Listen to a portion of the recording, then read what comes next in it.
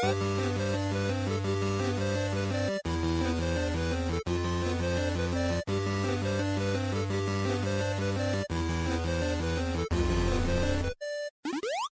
Stevivor's Friendly Fire Show, episode 212 for like mid-September 2022. It was supposed to be like an easy, breezy week, and then like two giant publishers dropped live streams on us. So we have stuff to talk about, which is great. I'm one of your co-hosts, Steve Wright. Joining me is finally someone who gets to talk about his like favorite shooter, Ben Salter. Ben, let's get straight into it. What do you want to talk about off the top of your head? Well, the first thing I actually want to talk about is the Xbox Elite controllers getting a new version and it doesn't have a share button. Are you kidding me, Microsoft? Like, how could they possibly decide to update it? They've admitted that it's still, even though it's the second version, it still has build quality issues. So they said this one's going to be sturdier. It's coming in that Oreo flavor, the black and white, which everything is now. The PlayStation's black and white, the Switch OLED black and white, the Xbox is black and white. And they said it's not going to break as easy as the original or the Elite version 2. No share button. Even though it does have the button. The profile switch button is the same button, but they'll let you customize every other button except for that one. God damn it. But I'm going to buy one anyway because my Elite's on the way out. It's like 3 or 4 years old. I'll get one. And that works well for you in that particular case because the Elite Core 2, which is what it is, the white one, is like it's like budget, but it's not really budget. It doesn't have like the paddles and all the extra bells and whistles that you get with the current Elite. If you decided that it was your first purchase and you wanted all that stuff, you can get like a pack that has the rest of it, but it's like it turns out to be $20 more. I guess because like it is a really pretty looking white controller, but like in that case, you have all the paddles and all the extra stuff likely. So you don't need to buy that extra expense. You can also, and I've done it quite a bit, you can go to like Amazon and find extra like thumbstick replacements and things for like $15 for like a giant stack of them. Whereas like you can go to Microsoft and get like one each for like $60. So don't do that. The carrying case though is like actually pretty good, especially if you're going to be carting it back and forth, and it has like the charging stand, which is also amazing. So like if you don't have that kind of stuff and you're desperate for the white one, I would say buy all the extra stuff. There's a way to do it, yeah. But if you don't care about the color, just buy the Elite 2 because it's cheaper. It's slightly weird they didn't put in at least 2 paddles. Like the whole thing is you can use the back paddles and that's what makes it different, and they didn't give you any. So you need to buy, in their way, the whole like $80 kit to get them. As you say, you can buy like exactly the same paddles on Amazon for like $5. Yeah. Just do that. I think even if you go through like the warranty page on Microsoft, it will let you just buy the paddles if you say my paddles are broken, and like there's a way. That's probably a sneaky way to do it, but it's an option potentially. Well, but yeah, if you put in the serial number, I think you have to put in the serial number, so you wouldn't do it for the white ones. But if you had an old Elite, maybe like even like an old Elite 1, like it's the same paddles, so that would kind of work, I guess, wouldn't it? It's slightly different size paddles, but the connector's the same. So. What's his name? Major Nelson came out and said the accessories from the Elite 2 will work, of course, because this is an Elite 2 controller. The Elite 1 won't, but that I've tried it. I've got both the Elite 1 and the Elite 2. The Elite 1 accessories, as far as I can tell, all fit on the Elite 2. The paddles certainly do. The D-pad thing certainly does. I didn't test the sticks, actually, but I assume that does. Don't worry about that too much. Yeah, I've got stacks of, because I've had a couple Elite 1s and a couple Elite 2s, so I've got like stacks of extra paddles and stuff. I don't really use the paddles, to be honest. I know you're like the hold one down to run kind of guy, but like I feel like I'm just too old and stupid to be able to use paddles very well. But I burn through joysticks, like the joystick nubs, like a madman. So, and like they're way cheaper on Amazon. Of course, you can get them through your warranty, but it's like that $60 thing, like I was saying. Anyway, that's our nitpick for this week. We do have a lot of news to get to. Let's get to the big news, the biggest news of the year, Steve. We've talked about it so many times on this show. It seems almost weekly. GoldenEye 64, it's finally coming back. Not quite the version I thought was coming back, but a version is coming back. And that is that it seems to be both platforms, so Switch and Xbox, is the original Nintendo 64 game. So we don't seem to be getting the remaster that got leaked online last year that Rare or someone did in 2008 for the 360, which allowed you to kind of toggle between new and old visuals. That doesn't seem to be anywhere. Of course, it could be that. Rare only released like 4 screenshots. Maybe they released like the old version only and they're going to surprise us later with the new one. But anyway, it doesn't really matter. The long and short of it is it's happening. The Switch is getting it probably in 720p because that's what all the N64 online games are, and it does have online multiplayer. Of course, it all has split-screen multiplayer. The Xbox version does not have any online functionality, but it's up to 4K if your display allows it, native 4K. It has widescreen support. The Switch version does not, and it has updated controls. No mention of that on Switch either. So I'd probably play on Xbox, but if you want to play with your mates online, Switch is your only option. Yes, there's so many things to unpack, and it's like it's a weird announcement because it wasn't very cut and dry about what it is. Like I ended up calling it a remaster, I guess, because like it's like 4K and stuff on Xbox, but like it could just be getting like the boost, like or whatever they call it, all these like proprietary terms. So like it's not a real true remaster. And I know after the conversations we've had about The Last of Us, like I'm just asking for it, but like let's put that aside. I don't think it is because we've already had a remaster. It didn't actually get released, but it was made in 2008, and I would call that a remaster. Updated visuals, same gameplay. At the moment, I guess there is sort of a way to buy this, but like you can't really buy this version of GoldenEye on Switch or Xbox really, because on Switch it's part of the Nintendo Switch Online Plus Expansion Pass subscription, like all the other N64 games that you can access. On Xbox, it's through Game Pass, or it's if you've bought Rare Replay because it's a rare game. So like I don't think, maybe this will change. I don't think you can buy it like standalone. I think you have to either have a sub or buy like all of Rare Replay to get it. I think that's correct. Rare Replay is like $15. I would recommend buying that just because the licensing issues GoldenEye's had, has taken years to get this off the ground. Like they tried to release it in 2008, hit problems. They've been trying ever since then to some degree. Wouldn't surprise me if this is a timed thing. At some point this expires and it just one day disappears off of Game Pass and Nintendo Switch Online. If you own Rare Replay and this is in there, I doubt they can take it away from you from there. It's just something you have. So I would probably buy that if you're worried about that.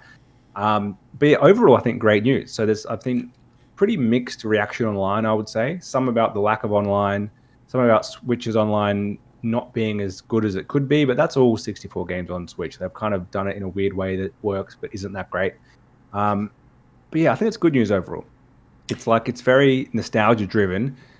I wouldn't say it's just a nostalgic re-release. Like obviously that's the target audience. If you grew up in the PS3 generation, this is not for you. Like it's the people who play games, either this game specifically, or perhaps people who played games in this era. Otherwise it's going to feel super old. But if you didn't play the campaign back then, but you did play games, I'd recommend playing it because you will see loads of kind of nods to things which are commonplace now, which were new at the time. Like objectives in a single player shooter campaign that you could optionally do. That's one of its main things. You up the difficulty, the enemies get tougher, but it also adds more objectives, so you have to explore the map more, which wasn't really a thing that I recall in like the late 90s. So there's actually quite a lot of learnings from that point of view, and I think it's worth playing for that alone. Yeah. Well, and it's that weird thing of, like, I grew up on GoldenEye, and it was like, you know, pile around your friend's house, no one gets to pick odd job, because it's cheating, blah, blah, blah, blah, blah. So I'm excited to try to go back into that mentality. Like I'd rather play with people on the couch than an online multiplayer kind of thing. And like it's that weird thing as well, as we have all these notions of what the game was when we were kids, and like it was perfectly serviceable obviously because we adore it, but like if you tried to probably go play it now on a 64, you're probably getting like, I don't know, like 10 frames if you're all on 4-player split screen. And you know, like we've had this conversation about what's happened to Halo Infinite. Like the Xbox One theoretically isn't powerful enough to kind of like render this for 4 people on one screen. Well, like if nothing else, and this is really just like the 64 game, like on modern hardware, like that, and like they've said, like smooth frame rates, like that's not going to be an issue. So like, you know, it'll be like what you remember, but in a modern sensibility. Exactly. So we all win, really, don't we? I think you've nailed it. You shouldn't be playing this as if it's a current day game. You should be enjoying how you used to play it with some modern touches, essentially. So a lot of people I know have kind of lamented the fact that there aren't like split screen multiplayer games like this anymore. Games aren't made like this at all. And the few that are actually like an add-on for an online multiplayer game. So the maps and the weapons and stuff aren't actually designed to be played in 4-player split screen co-op. Like, I mean, screen cheating is part of GoldenEye. As much as everyone pretended at the time it wasn't, there's no need for a mini map because you kind of gauge where your other people are, even if you don't intentionally do it. And that was part of it. Like it's like memorizing the maps. There's only 4 players there, so you kind of need to figure out where they are. Otherwise, you can just run around and not see anyone for ages. Yeah. So that's all. Like it's a different way to play. Modern games just aren't made like this anymore. So it's an experience which you can't get elsewhere. As you say, the main problems people have playing the 64 version now is one, it looks terrible. Plugging in your 64 to a modern TV in 240p is so blurry and it's hard to play. So even just that 90s graphics, but rendering natively at 720 on Switch or 4K on Xbox, it's going to look way better. 2, the frame rate, you're right, it is 10 frames a second, GoldenEye. It's like 10 to 15 frames. That's not a joke. Ouch. I think Digital Foundry showed that it maxed out at 15, but it dropped to 10, sometimes occasionally even single digits potentially. So that's its problem. Remembering at the time that 64 games only targeted 20 frames, and in power regions it only targeted 17. So like if this is going up to 60 on Xbox, that's going to be a huge difference, especially if it's locked. And that's what they said. They didn't actually say 60. They said stable. We're not going to get super big. I'm going to assume it's going to be smooth frame rates. I think they said. That's the main thing. I don't think 16 or 17 or 20 is considered smooth anymore. So that's good. At least it's not wild. Although I don't actually know how that works on Switch. If the original ROM was like capped at 20, can that go beyond the cap, or is it stuck at 20? I don't know. But anyway, well, but like that's part of. I don't know if this is what's happened, but like, and I guess it's probably come into the equation when we're talking about rare replay games, like. There are games that were capped on Xbox that have been uncapped to take advantage of the hardware. So, like, you'd assume that certainly Xbox can do that. I don't know if the Nintendo Switch Online emulator allows it, because like that Switch version is going to be 4:3, whereas the Xbox version is going to be native widescreen. So, some different terms being thrown around. Some just saying that the ROM is just going to Xbox as well, but it's clearly a port. Like the Switch is just running the N64 ROM in its emulator. Yeah. Simple as that. We've seen that happen with a bunch of 64 games. It must have been ported to some level to Xbox, even if it's the same visuals, the same code. I assume Rare has the source code, but they may not. A lot of those games from the 90s had to be rebuilt because no one has it. But yeah, there's obviously some porting because it can go native widescreen now. And the third thing which makes GoldenEye so hard to play is the controls.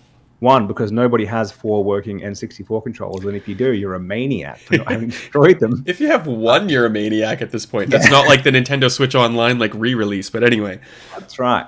But also, it's a single stick shooter, and at the time, it was quite revolutionary to play like that. But now it's just hard for your brain to get around it. And fun fact: the GoldenEye did have a twin stick mode where you could hold 2 64 controllers and use the 2 sticks. You go set up your 64, you can play like that in single player. Set up your 64. You're maniacs. Come on. Anyway. Yeah. Actually, don't do that, as I've just said.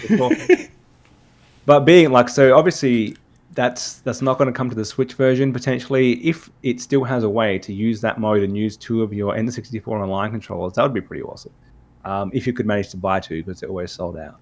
But the Xbox version, at least, is getting modern controls. So that's kind of the other thing that's going to make this playable. You've got frame rate, it's going to look much crisper, and you've got controls that your brain can make sense of. And then I think the gameplay with 4 people in the same house looking at the same screen will hold up enough for a few nights of fun. You're not going to play this for months, but a couple of nights of fun is what you're going to get. Well, and like, one, if you're a hardcore Xbox or Switch fan, you probably have either of the subscription programs that this is part of. So like you own it, air quotes, own it anyway.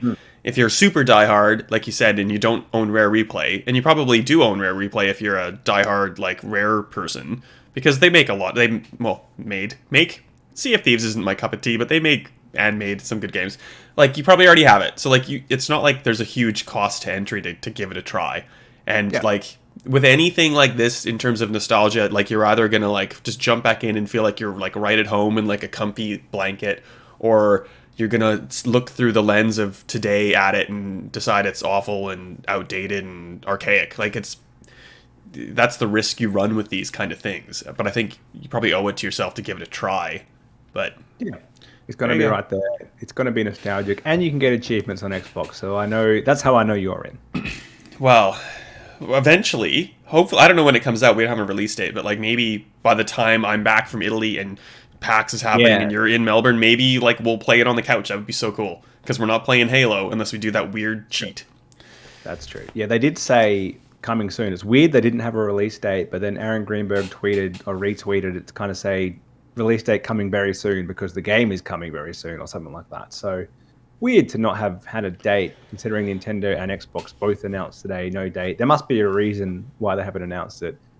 Anyway, it doesn't really matter. I think it's coming pretty soon, so it's probably weeks, not months or years away. Well, good, because as we've talked about many a time, like this has been on your wish list, like, I don't know, since the dawn of time. So yeah. You've been a very patient boy, Ben, and you're finally being rewarded for it. Good job.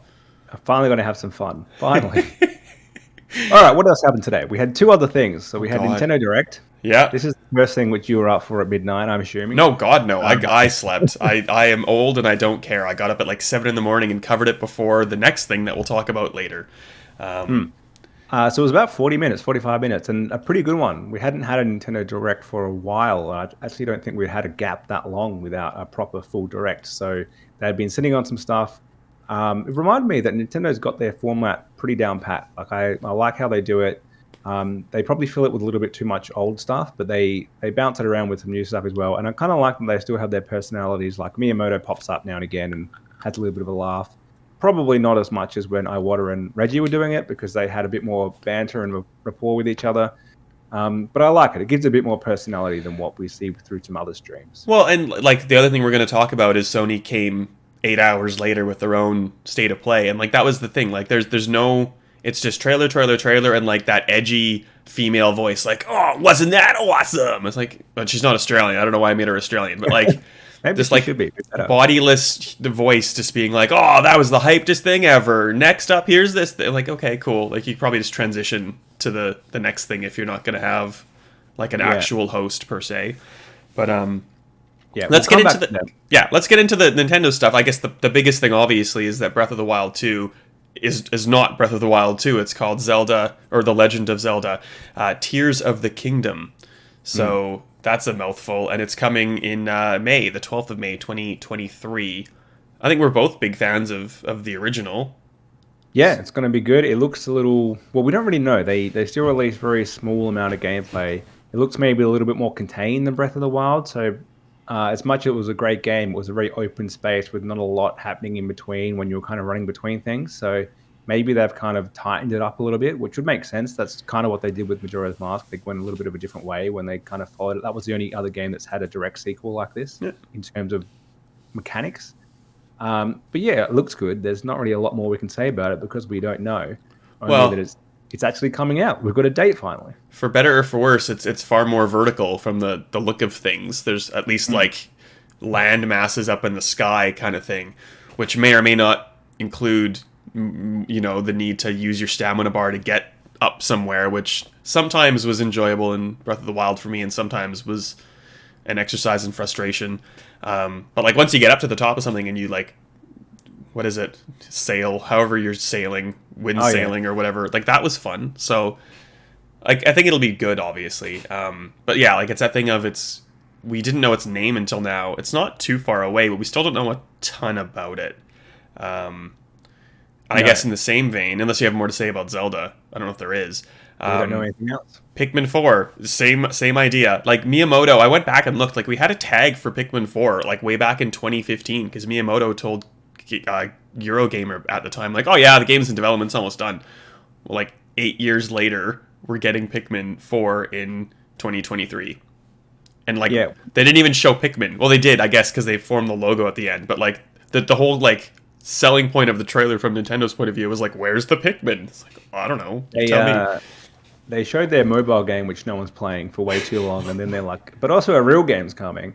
And that's, you know, that holds true for both Nintendo Direct and State of Play, is that a lot of people like they moved to this format instead of the big, long E3 conferences with too much banter and too much corporate guys on stage. But they've probably gone too far this direction in that we just get kind of trailer tacked onto trailer. And you don't actually really see gameplay. Because at least with the old stage shows, someone would come up on stage and they'd play the game, and 20 years later we now hear the stories about how broken it was and how they had to go a very specific way because they were playing the demo live. That doesn't happen anymore. One, this isn't live, and two, they don't really show gameplay. They show trailers, but they don't show someone actually playing the game. And so that's pretty much the tale of everything here. But yeah, Pikmin's cool, mainly because one insider who then was quoted by some other insiders, air quotes insiders. They've all been wrong, by the way. They all said we're getting Metroid Prime Remake, didn't happen. the Zelda HD games were going to be ported. Yeah, Didn't Wind happen. Waker, Twilight Princess didn't Yeah, happen. and Good, then like good though. To be honest, like it's way too early for those. But beside the point. Sorry. one of them said Pikmin 4. Remember that small fire that Nintendo had at their headquarters maybe 12 months ago? Oh yeah. Very minor. One of them said that the Pikmin 4 master code was lost in that, and that they had to restart or they lost a bunch of work. And then Nintendo's basically come out, not announced any of the things which they said were a lock to be announced, and then said Pikmin 4 is coming next year. So all bullshit. Did you hear the random rumor? I just saw it like right before we started recording, Ben. Like there were rumors that Nintendo was going to do this earlier, but decided not to out of respect for the late great Queen Elizabeth II, because one of the bosses in the Prime series is like the something queen. They decided it was too on the nose or something. I don't know. I don't know enough about Metroid to really know what I'm talking about. But Too much of a stretch. that's There's the new no way. insider thing, which is probably think- just below. Yeah. Anyway. I can kind of see that they didn't live stream this direct in the UK, but they released the video an hour later. And sorry, like Nintendo, YouTube is global. You can watch any stream. Anyway, whatever. I can kind of see now that the fact that Zelda's called Tears of the Kingdom, and they didn't want to, I can kind of get that why they didn't live stream. But like, yeah, I it doesn't guess, but kind of pointless. That Queen thing in Metroid, that's nothing. There's no way that's true. But it doesn't matter because they did announce some new stuff. They announced Octopath Traveler 2, which people were pretty pumped for. They announced a new Fire Emblem coming in January, so they've got quite a bit in that first little window. Yeah. And then a few remasters that people will probably be into. Kirby's Return to Dreamland, which was a Wii game, is also coming in February. A lot of Kirby on Switch. So there were 2 games this year and another one within 12 months. It's the new Pokemon, apparently. yeah. Well, and that Kirby game was first on Wii. It's so Return to Dreamland Deluxe is what the new one is. It's a remaster, I guess, of the Wii Return to Dreamland, which came out in 2011. So, like, that's 11 years ago. Like, we had this giant conversation about, like 3 games in 10 years and stuff. Like, I feel like this one's acceptable. I'm not really a Kirby guy, so I don't know if like it's good enough to have done, but like it's way better than putting out Wind Waker and Twilight Princess again. So kudos to Nintendo? Question and mark. Because this is actually being remastered to at least the degree of it's now in HD, which it wouldn't have been on the Wii. So there's some work being done to this. Those 2 Zelda games, as much as I think they should be on a platform which is more accessible because they're good games, you just know Nintendo would just re-release the Wii U games. They wouldn't. I mean, they're now at an age, those remasters, where they probably need remastering again if you're going to re-release them. But they wouldn't. They would just port them over as they are, charge $80 for them. If they double pack them up, maybe that would kind of be okay. But anyway, we digress. Yes, sorry. Back into our remasters conversation. Well, we should mention Tales of Symphonia is getting a remaster. That was a GameCube game. That was a good game, actually. I think that's coming to Xbox and PlayStation as well. And everything else is pretty much Nintendo's usual MO at the moment, which is, remember those games we released over the past 12 months, which were light on content and missing stuff? Well, here's their free update. So that's your Switch Sports is getting its golf. Your Mario Strikers is getting whatever thing it was missing. Like those games which just felt a little bit light on at launch. And we totally get it. Nintendo's actually getting games out this year while everyone else seems to be delaying. So I kind of see what their strategy was. But now they're kind of backfilling. It's kind of like, here's all the things which probably should have been there at launch. At least they're free. Well, so like it sounds like you actually watched this direct. Or is that... Yeah, I didn't. I read the press release. I picked out what I thought was interesting. And like, to be honest, it's probably like half the list that you've prepared for the podcast tonight. I think 45 minutes. I think in terms of news, and we'll get into PlayStation in a second, I think there was probably like equal amounts of news, but PlayStation's was like 20 minutes long. So... I think a 45-minute direct was probably a little too long in this one's particular case for like what was on offer. Probably. But probably at least 15 minutes of it was pumping up games that are just about to come out. So like Bayonetta got a pretty big slot. Splatoon 3 got a pretty big slot. That's just down. That's out, yeah. So like those things kind of fueled up a big chunk of that. You cut them out and it's down to probably 25 to 30, which is probably more what it should be. Nintendo Switch Online got a little slot of announcing the future games coming, which is where GoldenEye got the least amount of time because it was a little teaser. It was like, here are all the others which are slowly being drip-fed over the next year, plus GoldenEye. So yeah, they could have cut it down, but that said, because I hadn't done one for a while, I can kind of see why they didn't, and they want to drum up sales for their recent or soon-to-be released games. No Pokemon, though. So, obviously in the press release, like Zelda was first off the rank. I'm assuming in the direct though, Zelda was the one last thing. It Or was no? yeah. They didn't even one last thing. It was just. I actually watched the UK version, so the direct video, not the live stream, and it Yeah. had the tags on. You know, when you fast forward on YouTube, so you can. It's actually a great way to rewatch the direct later because you can just skip ahead. One, you can see how long each segment is, and you can kind of guess the small little ones are going to be like Tunic coming to Switch or like something which is okay, but like not exciting. And it says what it is. So as soon as I saw SpongeBob, whatever, skip past that. So that's if you're short on time, you can actually get through these directs in about 20 minutes. If you're even shorter on time, you can just go, like, once you find the Nintendo Direct, you can just go to the channel that it's on and just like look at the individual like 30-second clips and just pick the ones you want to watch. But which is kind of what I did. You don't get Miyamoto being like, sorry, please understand, Pikmin mobile game. Anyway. Well, there you go. There's obviously a lot of things for Nintendo fans, for Switch fans to be excited about. Like weird stuff as well. Octopath Traveler, I never played the first one, but that was a game that was it's on Game Pass right now. It's leaving soon, and on Switch. And now they're flipping the script. So Octopath Traveler 2 is coming out on Switch and PlayStation, which to me makes absolutely zero sense. Like, it must be that maybe Microsoft and Sony like with each release are paying Square Enix to like be exclusive. But like, doesn't that absolutely splinter the player base? Like, if someone started on Xbox and now can't access the sequel, Yeah. or like didn't play the first one because they were on PlayStation and then now get the sequel, which like I guess like you might just want to play it because it looks cool, but like you're missing out what happened in the first one. It makes just have everything on everything, please. Just play on Switch is the solution to that, I suppose. You can play everything. Well put. Anything else from you on the Direct? That's it. Overall, it was good, but the biggest announcement was a game from 25 something years ago is coming to Switch, and also Zelda got a name. Well, yeah, but we've been hearing about Zelda for years, and we still don't know. Yeah. We know the name now and the release date, which is at least something, but not much. It was like everything else we've been talking about on this show for the whole year. It was when you set your expectations at the right level, pre or post COVID, and understanding that there's not going to be those big blockbuster announcements that we've had a few years ago. I think it was a pretty good one. So you need to kind of temper those expectations, and moving into the next show, set your expectation at the same level. And I think that was a pretty good one as well. Yeah. State of play, much shorter. So it was about 20 minutes. 20 minutes.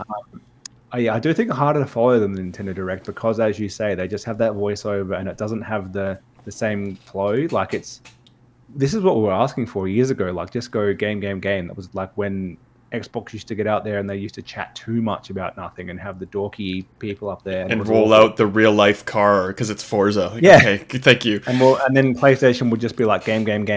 Well, do that, Xbox. Do that, Nintendo. I think Nintendo's got the better combo now. I think PlayStation's gone too far. And as I say, they kind of just feel like they're stitching trailers together because there's no real gameplay.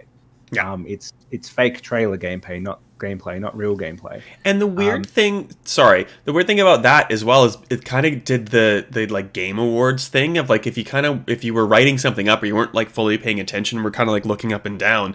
Like some of the games like really bled into one another, and you're like, oh, is this the same one or is this a second one now? Like, what is it? A samurai thing? Is this Assassin's Creed? Like, there's a lot of like sameness happening, which is really kind of annoying, to be honest. But anyway, I cut you off. Yes. Sorry. I would agree. That would be the theme of the state of play. It's very similar genre, very similar color palette, and that did make it hard to follow. But we'll probably, the same as we did for Nintendo, we'll start at the end because they finished with a controller. With a controller, yeah. For God of War Ragnarok, and also some gameplay teaser. Like, it wasn't real story gameplay, trailer, which was a lot of cinematics. But we like the gameplay is going to be kind of what we expect, but PS5 versioned from 2018 God of War. So like, I'm okay with that, and it was compelling. It looks very good. Good way to finish. I would say that. I mean, like Nintendo finished with a game we knew about, but they gave it a name, they gave it a release date, so at least they had some information. I suppose Sony gave us a custom controller's coming. Like, there wasn't really new information, which makes it a little bit of a strange way to end. Like, maybe it would have been a better thing to start on. But it looks awesome. I think this is probably, without having played it at all, so this is baseless speculation, this is probably Elden Ring's serious competition for Game of the Year. Like, Can't remember another year where a game that came out 2 months into the year I pretty much thought had just had locked-in Game of the Year already, and nothing's going to beat it. And to this point, I still believe that. But this is probably its competition. So it looks awesome. If you haven't managed to snag a PS5 yet, I hope you can get one in the next couple of months, because I don't think you want to be playing this on a PS4. It just seems like that we're reaching that level of cross-gen where you can play it on the last gen, but you really want that proper experience on the current gen hardware. So Yeah. looks awesome. Oh man, like the jellyfish thing that was like coming up from, I don't know, like the horizon, like up into the sky. Like there's so many cool things, just like whoa.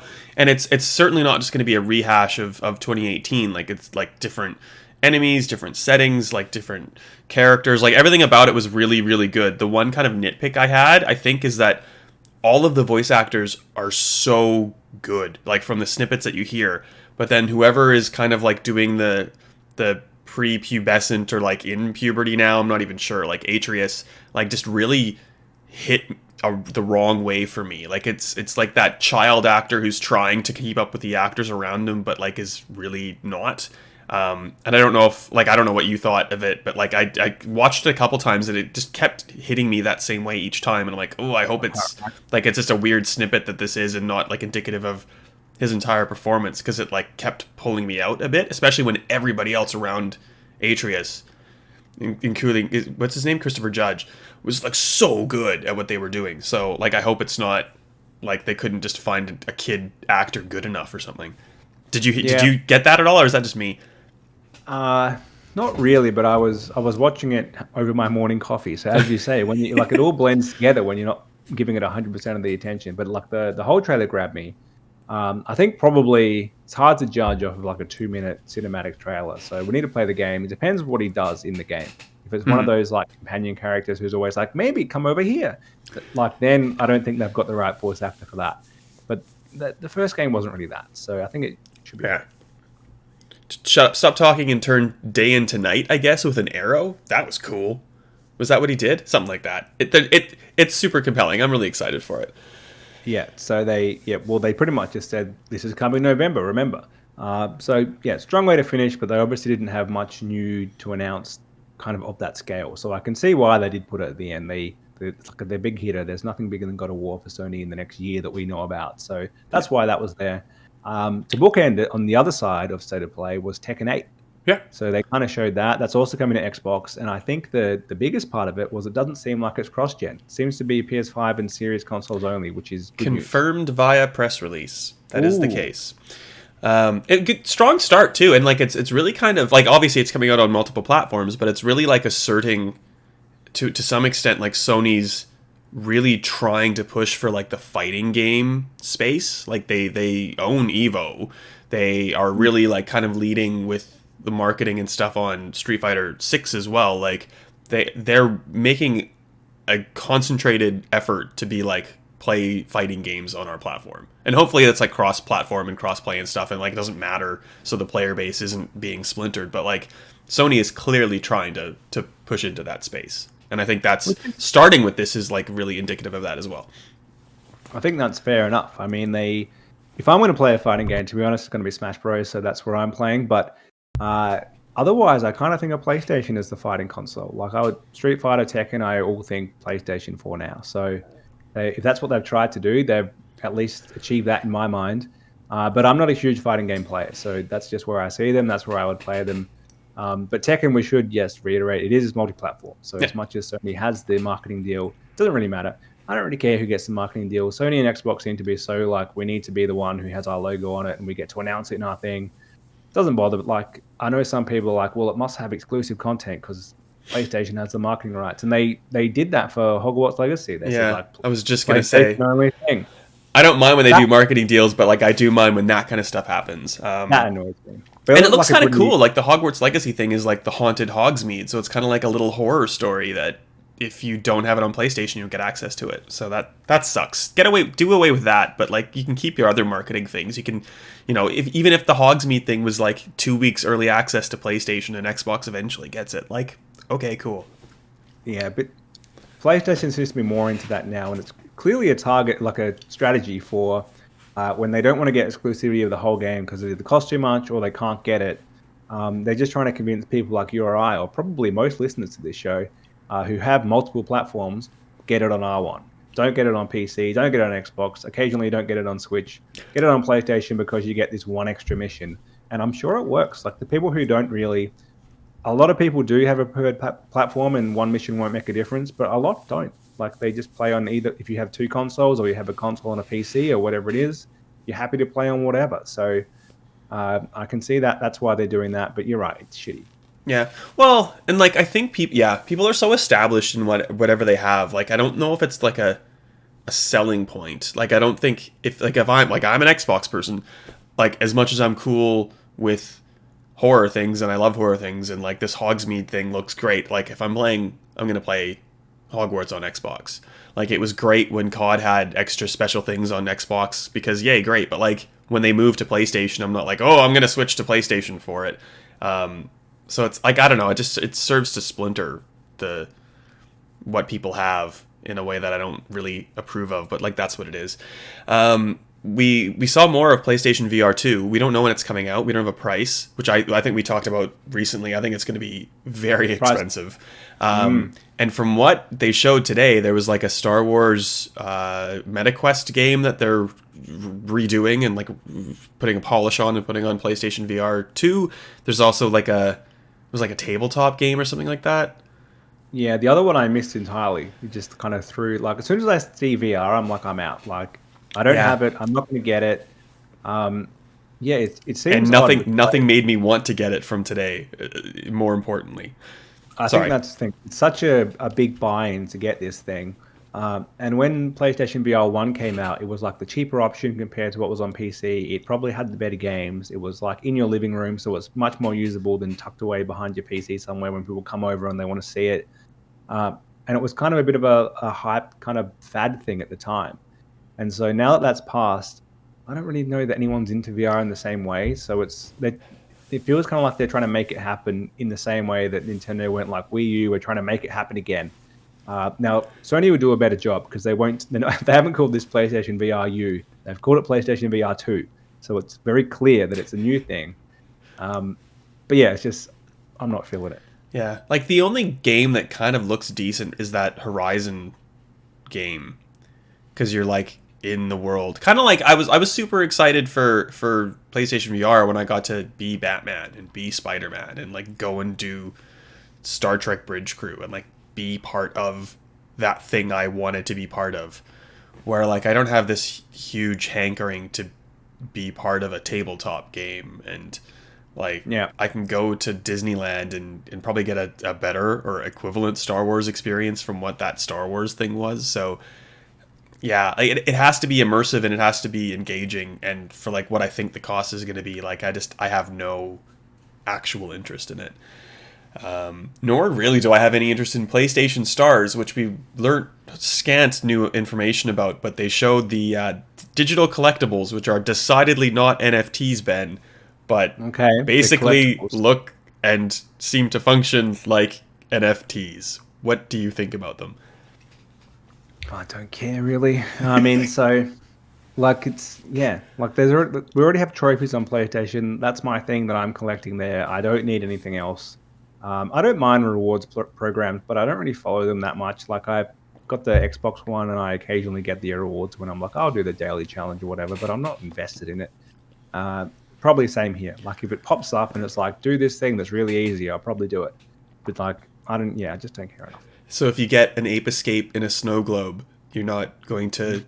Well, we also don't know how these digital collectibles work yet. Like, are you going to log into whatever the new PlayStation Home is and go to your fake apartment and look at your mantle to see the ape escape snow globe you have? If it gave me points that I could use towards like extending my PlayStation Plus membership for free, which is essentially what Xbox Rewards does very slowly, then I'd do that. Maybe. Probably not though. Like it's not really worth all the time to save $10 at the end of the day. Yeah. Good on you if you like it. Yeah, absolutely. So no shade. A whole bunch of smaller things. Like obviously this is time for Tokyo Game Show, so there's a lot of Japanese focus, obviously. We are getting Like a Dragon Ishin, which is one of the, I guess, few remaining Yakuza games or spin-offs that we didn't get in the Western world. That's coming to us, which is good. I've started playing a lot of the Yakuza games and kind of just, like, they're not bad, but there's a lot to do, and they're a little bit quirkier for my taste, and I fall off pretty quickly. This one is a decidedly different slant. You're basically just like mowing down people with a samurai sword and gun. So I don't know. Like, what do you think of it? Yeah, I'll give it a go. I'm similar to you in that I think I played through Yakuza 0 the whole way because I reviewed it. Otherwise, I haven't really got into them. But I do want to play Yakuza Like a Dragon, not to be confused with this Like a Dragon, because that's the one which came out probably a couple of years ago now. I think it might be on both Game Pass and PlayStation Plus Extra. Possibly not. It was like a current gen console launch title. Yeah, but it's in my group of backlogs, which I need to play, and I probably can now because a little window of free time open. So I think they're good games. They're just, as you say, there's so many, and that's kind of the thing when you're starting with a new franchise. If you're getting into it now, because they often release so many, and I think just last month, like 3 or 4 games came to PlayStation Plus. It's kind of like, where do you start? Do you start at the beginning? Probably not, because it's like the oldest game. Or do you start at a more recent game, which is going to probably be a little bit better, a little more modern, easier to pick up? But then where do you go? It's hard to get into sometimes, but they are good games, especially if you're into that type of thing. And they're a bit different to the Western style of this game. Like, you've probably played an equivalent open-ish world game in that they're actually quite small open world games, being Japanese. They're kind of linear, but they are kind of open, kind of street-based. But yeah, they're definitely quirky. So be prepared to be doing something super serious, chasing down a guy for money, and then be doing like karaoke, maid outfit for some reason. That's Yakuza. And then look after 17 babies in a strip club, or I don't know, whatever. We're way running late, so I'm just gonna we're speed rounding these unless you have anything important to say. The Rise of the Ronin, it's from the same devs who made Neo. Project Eve, which was announced a long time ago, is now called Stellar Blade. Sin Duality is like a mech shooter from Bandai Namco. Like that one, well, they all kind of still bled together, even if they're not the same kind of style of game. It's like barrage of things that I'm not really interested in. Pacific Drive is a bit weird. It's like a roguelike driving game, but I don't know what to make of it yet. From Ironwood Studios, who's like a bunch of ex devs from Bungie and other developers that I forget the names of, but some top tier studios. What do you want to say about the PlayStation State of Play before we finish up? All of those ones you just mentioned are, as you say, the ones that kind of bled together. The trailers were so quick and so short together that I kind of lost track of what's what. But they all kind of fit Tokyo Game Show. I see why they announced them there, or they updated us on ones we already knew about there. And yes, there's probably more variety than came across. So I think it was a good mix. Kind of a few new announcements. A real focus on God of War is our big hitter game to come, and a few games out in Japan that are now coming to the West. So not an astonishingly amazing show, but certainly one of their better state of plays, I think. I think they're getting better at it. Yeah. Well, and Tokyo Game Show, so it delivered to the theme, really, which is good. We'd be remiss, we talked about the two big things, but not too long ago, this last weekend, we had an Ubisoft Forward / Assassin's Creed showcase, and there was other announcements. There's Skull and Bones, which kind of refuses to die. Trackmania is coming to console. There's other stuff, the Division Heartland, the free to play thing, but I think the real big crux of the Ubisoft show was, here's 8,000 Assassin's Creed things. Weird. And the tentpole, I guess, is this year's Assassin's Creed Mirage, which is next year. Oh, sorry, next year. Sorry, true. Which is the next big Assassin's Creed, but the next big smaller Assassin's Creed. It's rumored to be around 15 to 20 hours and more along a baseline path and less of an open world crazy RPG. That's amazing. Which I'm happy about. And roots. With that, and they also announced that it's going to be $50 as opposed to 60 or 70, which most games are, which we only bring up because they've announced that their flagship games are going up to US $70, which is about 110 in Australia, unless you're Sony, where it's 125. It's the normal equation, not the Sony equation. Yeah, but then so they have kind of gone the other way too, and they've said, you know what, we're actually going to lower the price for this game, and we're not just going to have that one price for everything. So I think that's good. In a way, probably they did that to offset the fact that almost all their other games, including Skull and Bones, are going up in price. Yeah. But generally speaking, I like that they're going back to roots. I think Assassin's Creed has gotten too bloated and too much going on. If you remember the older games, they were actually chapter-based, and it was kind of more narrative-focused, and you were actually an assassin. And they did sometimes drag on a bit too long, but they're a lot more structured and streamlined in that way. So yeah. I'm glad to hear that. But then, as you say, then they said, and here's 4 other games which are coming out, which we won't go through all of them. Well, we kind of can, because they're basically Assassin's Creed Infinity. And that's the platform that's going to be like the giant open world RPG like Odyssey and like Origins that we're coming to expect. There's Red, set in Japan. There's Hex, which is from Clint Hawking, and it's rumored to be kind of like set during witch trials, and it has like a very like Blair Witch kind of like hex, I guess. It's the code name. It has that kind of like a witch has put a hex on you and made an avatar of sticks and put it in the woods kind of thing. There's a mobile game which I don't care about, but it's set in China. That's great. And like it's apart from the mobile game, obviously, it's all like coming from Infinity, which I'm confused about, to be honest, but we'll see how it goes. Yeah. I think they've undone it somewhat, because we've now had a 3-year gap. We're going to have a 3-year gap between Valhalla, which is massive, and Mirage, which sounds more streamlined and more like what I want, to be honest. And Red sounds like it's going back to Valhalla, like the big giant RPG, because I just can't stay away from that entirely. Yeah. But like they've given us a 3-year gap for the first time ever, and then they've kind of said, but just so you know, Valhalla's getting even more DLC, and then we've got a million other games coming after this one. It's kind of like, we finally got that break that Assassin's Creed needed, because I'm actually quite excited again to go back to a smaller, back-to-basics game. Had a bit of a break from the series, but then they're like, you're not getting a break after this one. You got so many more coming. Just odd that they decided to announce all of them. And I get it. As you say, it's to show that Infinity has some purpose, and it's not just going to die straight away like most of those type of apps do. Yeah. Well, and to show shareholders, because Ubisoft's kind of struggling. I didn't mind Origins, but I kind of dropped off it near the end. Like I just kind of had burnout, and then Odyssey just hit me in the best of actually that's not even true. I played Odyssey in pretty much the same way, but then my husband started playing Odyssey, and I'm like, ooh, that looks fun, and I like got back into Odyssey in a giant way and like finished the entire game, got all the achievements, got like really psyched for that thing, went back to Origins, finished that like properly. But like I've still not done that for Valhalla. It's so much game, and I can't possibly consider going to every question mark. Like I don't have it in me. So there needs to be like a good balance. I mean, that's the type of game that I finished when I just reached the end of the main quest, and like I haven't done any DLC. I didn't do a bunch of side missions, but like that was still like 40 hours or something. And it was a good 40 hours. It was the only current gen game I had at the time. Like, so it was worth playing. But like, yeah, it's draining. And so I'm glad to have had a break, and I'm really glad to know the next one's not going to be like that. It's going to be a different Assassin's Creed experience, more like what we used to have. Well, and like a single player kind of like narrative experience to some extent. Like I love Odyssey, but the really annoying thing about Odyssey is that I picked the male character, and now in Valhalla that's like, oh well, the female character was the canon one, so like, you should have picked her. It's like, well, like, don't give me the option then. Just like make it a thing and tell you the story that you want to tell. But that's such a bugbear. Anyway, we're going late, man. How do we find you on the internet? I am Ben_Salter on Twitter, and where do we find you? I'm SRightAU on the internet. I'm going to be in different versions of the internet. As we talked about last week, I'm going to Italy.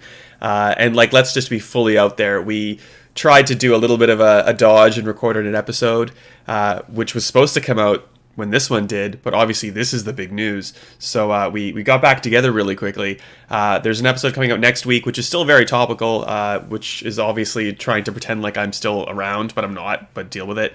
And you're not going to be alone, though. The next week following after that, we'll have another topic-based show, which will be really relevant for PAX Australia, which is coming up very soon. So I'm leaving, but I'll still be in your ears. So sorry. We can never escape you. So kind of you. Have a good one. We'll see you next time. See you next week.